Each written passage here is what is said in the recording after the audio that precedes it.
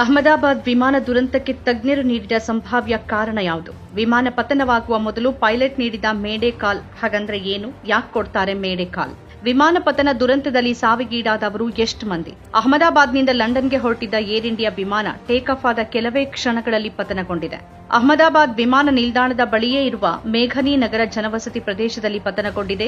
ಅವಘಡದಲ್ಲಿ ವಿಮಾನದಲ್ಲಿದ್ದ ಎಲ್ಲ 242 ಮಂದಿ ಮೃತಪಟ್ಟಿದ್ದಾರೆ ಎನ್ನುವ ಮಾಹಿತಿಗಳು ಬರ್ತಾ ಇದೆ. ವಿಮಾನ ಬಿದ್ದ ಕಟ್ಟಡ ವೈದ್ಯಕೀಯ ಕಾಲೇಜಿನ ಹಾಸ್ಟೆಲ್ ಆಗಿದೆ. ಅಲ್ಲಿನ 20ಕ್ಕೂ ಹೆಚ್ಚು ವಿದ್ಯಾರ್ಥಿಗಳು ಸ್ಥಳದಲ್ಲೇ ಮೃತಪಟ್ಟಿರುವ ಶಂಕೆ ವ್ಯಕ್ತವಾಗಿದೆ.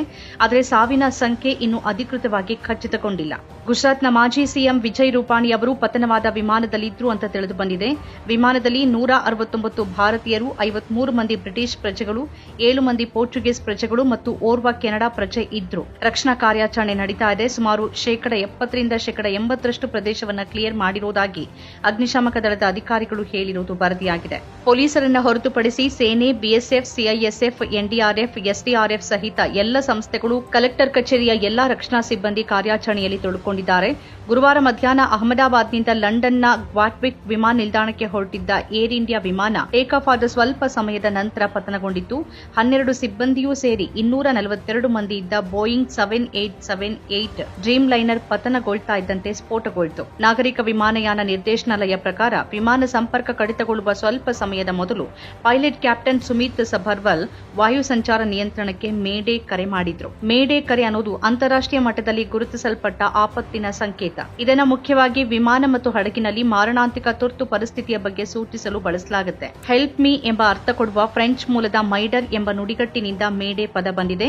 ಇದನ್ನು ಮೊದಲು 1920ರ ದಶಕದಲ್ಲಿ ಪರಿಚಯಿಸಲಾಯಿತು. ಈಗ ಜಾಗತಿಕವಾಗಿ ಪ್ರಮಾಣಿತವಾಗಿರುವ ಪ್ರೋಟೋಕಾಲ್ ಆಗಿದೆ ಈ ಮೇಡೆ. ಕರೆಯನ್ನ ಯಾವಾಗಲೂ ಸತತವಾಗಿ 3 ಬಾರಿ ಮೇಡೆ ಮೇಡೆ ಮೇಡೆ ಅಂತ ಹೇಳಲಾಗುತ್ತೆ.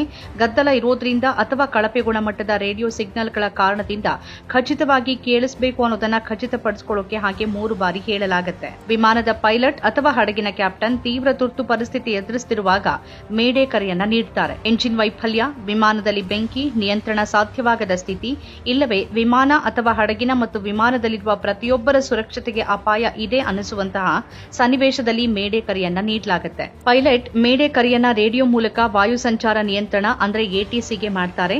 ಅಪರೂಪದ ಸಂದರ್ಭಗಳಲ್ಲಿ ಮೂಲ ಕರೆ ಮಾಡಿದವರು ಸಂವಹನವನ್ನ ಕಳೆದುಕೊಂಡಿದ್ರೆ ಹತ್ತಿರದ ಮತ್ತೊಂದು ವಿಮಾನ ಅಥವಾ ಹಡಗಿನಿಂದಲೂ ಮೇಡೆ ಕರೆ ಮಾಡುವ ಸಾಧ್ಯತೆ ಇರುತ್ತೆ. ಮೇಡೆ ಘೋಷಿಸಿದ ನಂತರ ಎಟಿಸಿ ಅಥವಾ ತುರ್ತು ಸೇವೆಗಳು ರಕ್ಷಣಾ ವ್ಯವಸ್ಥೆ ಜೊತೆ ಸೇರಿ ಮುಂದಿನ ಹೊಣೆಯನ್ನ ವಹಿಸಿಕೊಳ್ಳುತ್ತೆ. ಪತನದ ವೇಳೆ ವಿಮಾನ ನೆಲದಿಂದ ಕೇವಲ 825 ಅಡಿ ಎತ್ತರದಲ್ಲಿತ್ತು ಎನ್ನಲಾಗಿದೆ. ವಿಮಾನಯಾನ ತಜ್ಞ ಸಂಜಯ್ ಲಾಜರ್ ಅವರ ಪ್ರಕಾರ ಏರ್ ಇಂಡಿಯಾ ವಿಮಾನ ಹಾರುವಾಗ ಗಂಭೀರ ತಾಂತ್ರಿಕ ದೋಷ